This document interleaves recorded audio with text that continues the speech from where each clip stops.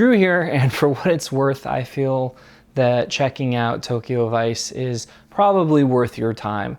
The series is not without its flaws, but I think that the stunning cinematography, atmosphere, and locations, and the fascinating depiction of the Yakuza, even though it's not always front and center the way that I think it should be, I think that it's still just a pretty riveting series. There's scenes where it's literally just Ansel Elgort's character, Jake, the first journalist to work for this Japanese newspaper outlet, the first American, or actually the first foreign journalist, period, to work there. You know, there's these scenes where he's just walking around the city, and it's just riveting because the locations that they're shooting in are so interesting, and it's shot with such pristine visuals, so much detail, so much stylization, that I think it's worth checking out. I think the first episode is probably going to end up being the best one when it's all said and done. Michael Mann's directing is not for everyone, but I think it goes a long way for those of us who enjoy it. He is an auteur. I do feel that, very obviously, I'm not here to talk about Ansel Elgort. If you have moral issues with him and watching anything that he's in, I totally respect that, but I'm not here to talk about it. I do question, you know, the minute that this series got announced, the idea that it was going to be an American journalist, this Jewish man from Missouri, you know, his view of Tokyo and the Yakuza in the 90s, as it were, I questioned immediately how well this was going to be received. I love a lot of stories that are technically labeled white savior stories, Shogun among them. And I typically don't have a problem with it if it's a well-told story. I understand people getting frustrated with this. There's a show on Apple TV Plus right now that takes the opposite approach, Pachinko, where it's from the culture being portrayed by people from the culture, and people in the culture are the main characters. Is there a need to have this window into this world?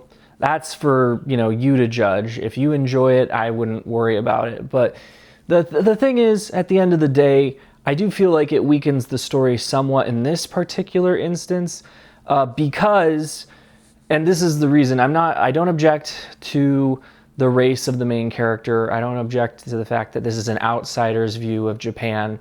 Obviously, there's an argument to be made for giving people a window into this world.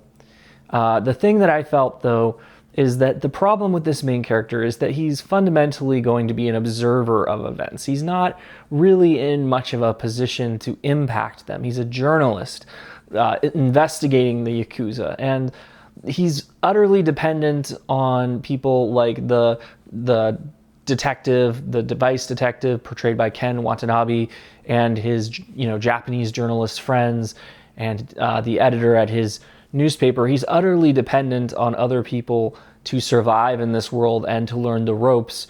And he really can't impact what happens within the Yakuza. He really can't, win the war for one side or the other. I read a similar book recently, or a similar kind of a story where it's a white outsider's view of a culture. And this was Shantaram, which, purple prose aside, I really enjoyed that book. I felt like it was very, very enjoyable and worth reading. But something that I noticed within that story that isn't true here is that the main character was directly involved in the conflict. He had a direct stake in the events of the story. Incidentally, that one's getting made into an Apple TV Plus miniseries.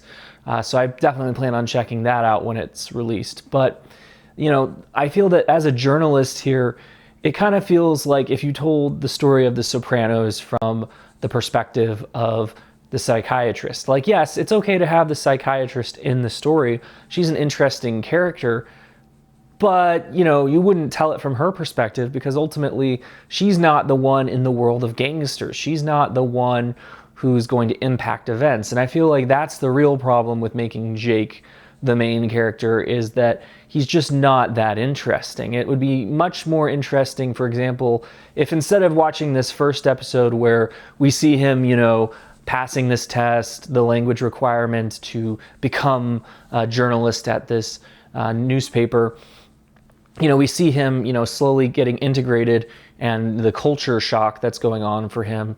But instead of that, they could have just started with Ken Watanabe's character in the second episode, the sequence where he's, questioning his boss's decision to put away a low-level thug for a murder.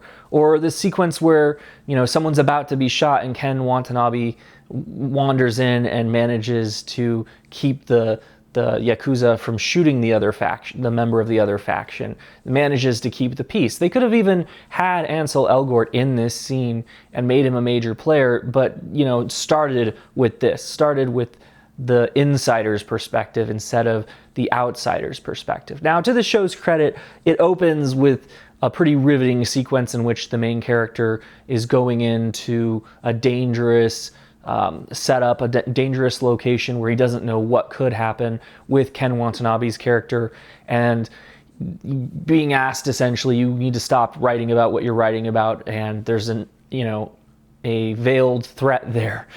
So they do plunge you into the deep end, but then they take you back and are like, okay, now we'll gently ease you in. So to me, I feel like maybe throwing us into the deep end a little bit more might have been the way to go. I think it might have made the story more interesting. There were some really, really riveting sequences in these episodes. I love the neon tinged noir style. It's very, very interesting. The score is really propulsive and raises the energy substantially. I actually found Rachel Keller's character, I'm not a huge fan of this actress. I've enjoyed some of her work in Legion and other stuff, but I find the character that she's playing here to be very, very interesting. She's this woman who wields power in unusual ways, as someone who it's unclear if she's actually a prostitute or just someone that uses her feminine wiles to get what she wants. But this character is an intriguing character, and I like the portrayal of her strengths within this world. Obviously, Ken Watanabe, I think he's great here. I think he has so much gravitas, and this character is someone that in every scene, you're going with him all the way. He seems like someone that we're really interested in and invested in, and his journey, I think, is far more interesting than Jake's journey. I also think that the character of Sato, played by Sho Kasamatsu, is a really intriguing character. I think that you see this person who clearly has some animalistic qualities and a hard edge to him, but you get the sense that he has been very, very abused and pushed into this situation, and that deep down there is some level of goodness in him. But the way that he stalks around and holds a room, I just find the character very, very intimidating and intriguing. And within the first 3 episodes, they put him in jeopardy, and I was surprised at the fact that I actually was concerned for his character, given that he's, a member of the Yakuza.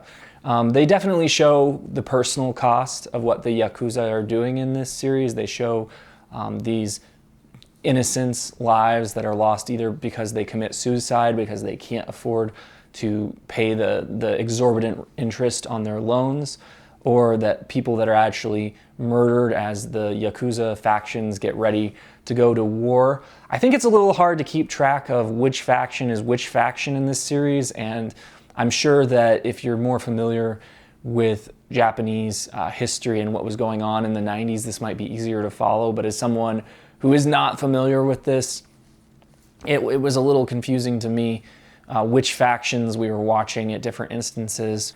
I thought another very, very strong performance came from Rinko Kikuchi, who plays the editor at the newspaper that Jake is working at. I think that this is a character where she isn't the most effusive character, but she's a character where you can tell that there's a lot going on beneath the surface, and she's obviously a very intelligent woman who, you see the sexism and the limitations that she faces, and that she must have worked very, very hard to get to the position she's in. And she's not a complainer, she's just someone who accepts the hard realities of life. And the way that she interacts with Jake, I feel like it's a good reality check for him, because he's constantly just kind of unaware of how his actions are affecting other people, of the dangers he's in, and just of, you know, the fact that he has to play the game. I think a lot of the time you see him wanting to be a hard-hitting journalist like he would be in America. And I think that this character, the editor, is someone who's able to kind of say, hey, no, this isn't how it works in Japan. You can't act this way. There are consequences. You have to play the game. So just the depictions of corruption and the way that the city functions, the political games that people play, the limitations on the press, just the, you know, cultural aspects, like the fact that no one ever will say that someone has been murdered even when they've been stabbed 6 times. It's interesting stuff, and there's definitely a harsh edge to this world that feels earned. You feel that the danger is real for the characters, and it's not, the plot is a little hazy at this point. I mean, I think it's going to come together more as it goes on, but I think that up to this point, it kind of seems more like a series of incidents than a tightly constructed plot. And maybe that's just the way it will continue. This is based on the 2009 memoir of this journalist.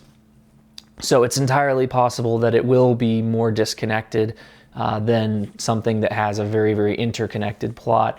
But even if that is the case, I think it's interesting enough from an incident basis, the things that are happening, the depictions of the city, which is, you know, I think the most interesting part of this story is the depiction of Tokyo at this point in time. I think it's a really interesting environment, and even when the plot lags, it's so interesting to see these locations and to think about what it might have been like to be there at this point in time. So I really enjoyed these 3 episodes. It's not a perfect show. I can understand arguments about the reason that it shouldn't have been portrayed this way, that they should have gone with more authentic voices. They have this Tony Award winning playwright J.T. Rogers adapting Edelstein's book. So it's very, very much, as I said, an outsider's perspective. I think Ansel Elgort, for his part, it's very impressive that he learned Japanese to play this character. I think that from an acting perspective, he's doing the same good job that he typically does. Whether or not you find him hard to watch now or whether or not you enjoy him, you know, that's another matter. But I found this show riveting for the 3 episodes. I thought that it was really, really intriguing, well made, and I enjoyed it, and I would recommend checking it out. I would give it a B+. I think it's definitely worth checking out if you're interested. But those are just my thoughts for what they are worth. If you're interested in seeing my upcoming reviews of Tokyo Vice and other shows, please consider subscribing. And as always, thanks for watching.